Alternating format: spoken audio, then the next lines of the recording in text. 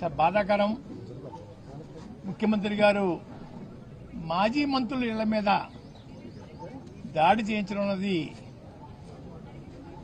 చాలా సిగ్గుసేటుగా ఉందండి.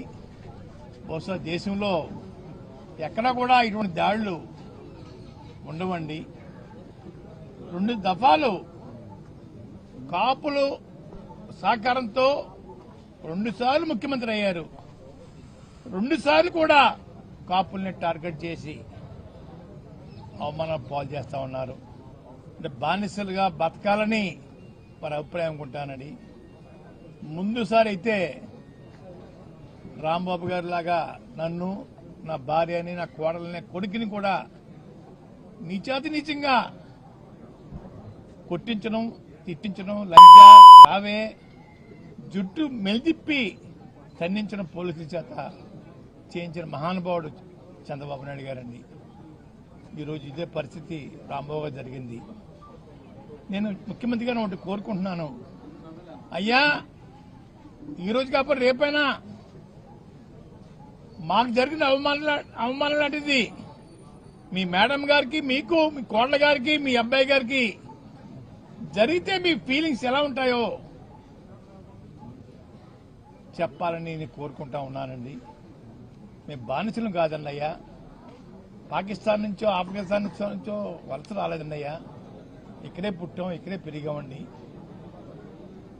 కానీ నీచాతి నీచంగా మమ్మల్ని చూడటం, బాధించడం బాధగా ఉందని ముఖ్యమంత్రి గారు. రెండోది,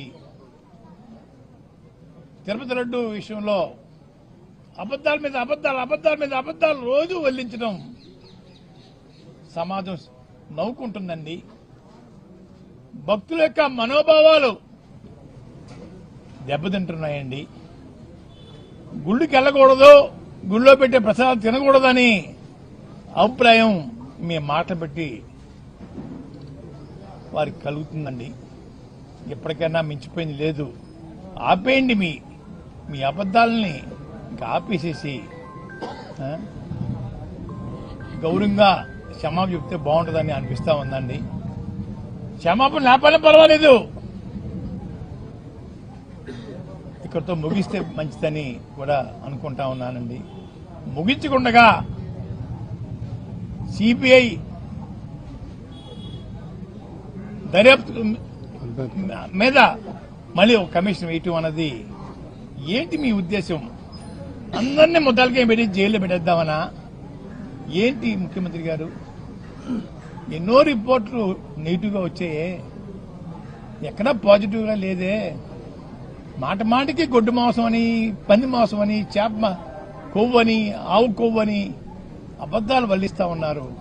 ఆపని ముఖ్యమంత్రి గారు, దేవుడి మీద భక్తి పోతా ఉంది.